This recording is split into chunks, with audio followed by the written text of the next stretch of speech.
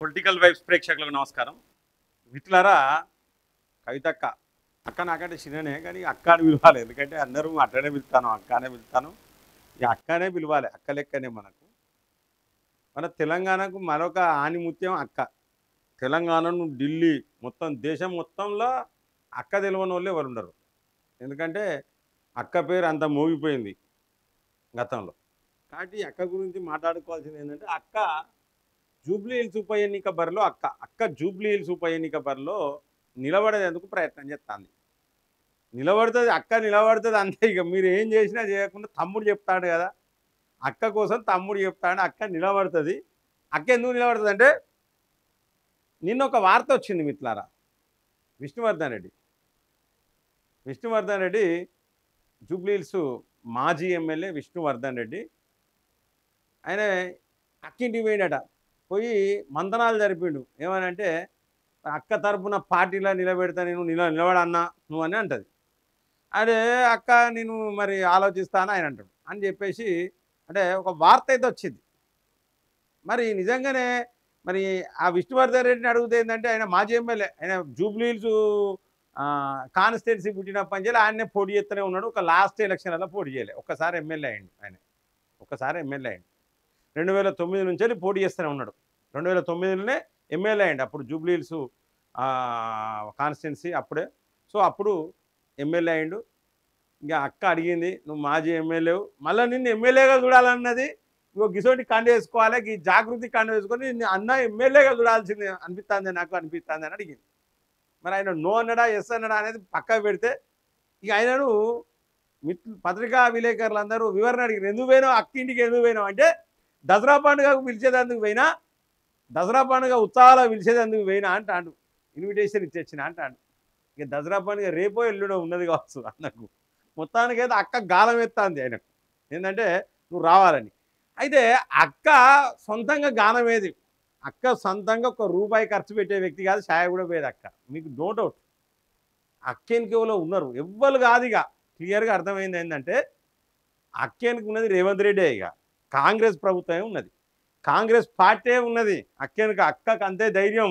అందుకని అక్క అటాక్ అనగానే అక్క తీన్మార్ మల్లన్న ఎమ్మెల్సీ అని తెలిసి కూడా, గన్మెన్ ఉంటారని తెలిసి కూడా మొత్తం గూండాలను రౌడీలను పంపినట్టు పంపి మల్లన్న అన్నట్టు ఏం తక్కువడేం కాదు, వాడే చింతపండు చేసి పంపించిండు ఒక్కొక్కరిని. ఒకడైతే సంవత్సరం దాకా అక్కడ రాడు. ఇక సంవత్సరం దాకా వాడి కాలు ఎక్కలు పనిచేయవు.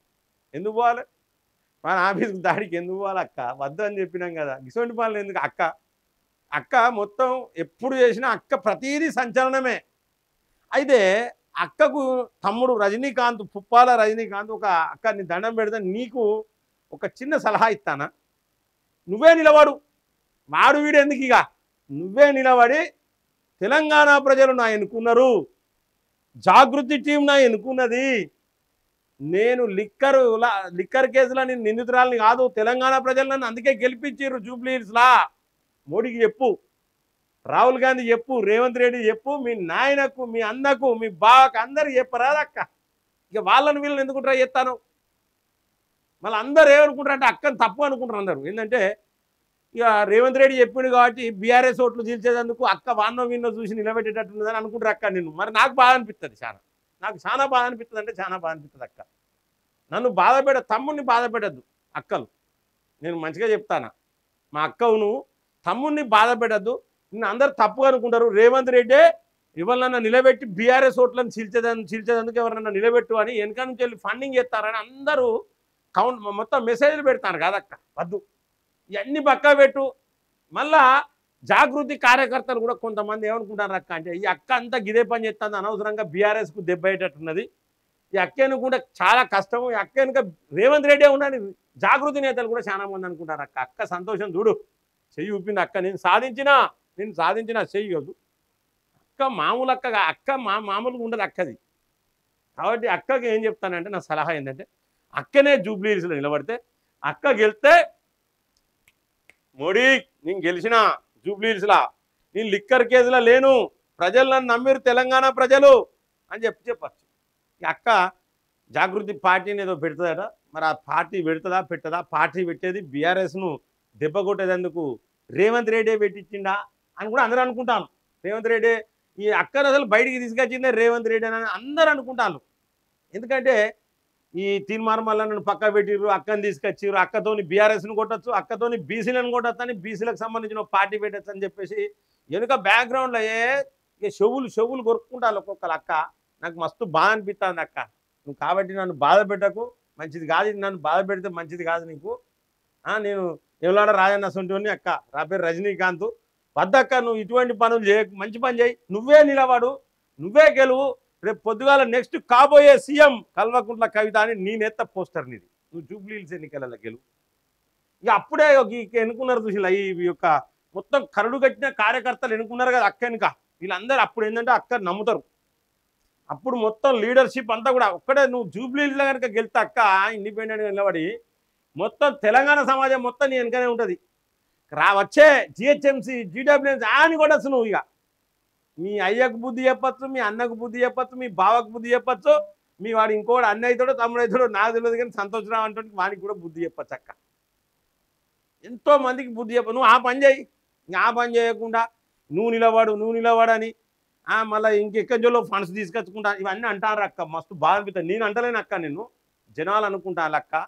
దయచేసి నా యొక్క ఈ అభ్యర్థన మిట్లారా యొక్క వీడియో వాళ్ళు అందరు చెప్తాను, మా అక్కనే జూబ్లీ హిల్స్ ఉప ఎన్నిక బరిలో మా అక్కనే దిగుతుంది, నా మాటకు గౌరవం ఇస్తుంది మా అక్క, ఖచ్చితంగా నాకు రెస్పెక్ట్ ఇస్తుంది మా అక్క. లెక్క ప్రకారం చెల్లెనైనా అక్క అని పిలుస్తాను కాబట్టి కంపల్సరీ అక్క కొంచెమైనా దయ చూపుతుంది నన్ను.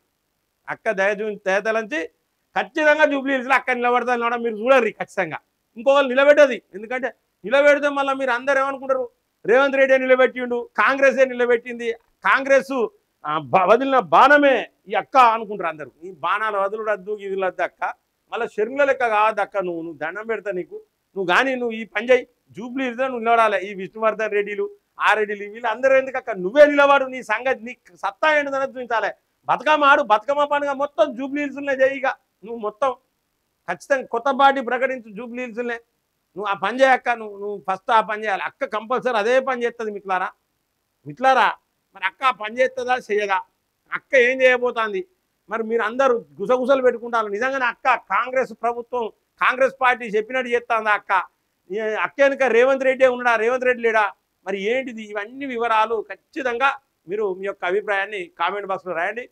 ఈ వీడియోని లైక్ చేయండి మిట్లారా, 10 మందికి షేర్ చేయండి, సబ్స్క్రైబ్ చేయండి, వాళ్ళు మన ఛానల్ సబ్స్క్రైబ్ చేయండి, బెల్ బటన్ నొక్కడం మర్చిపోకండి మిట్లారా. జై హింద్, జై భారత్.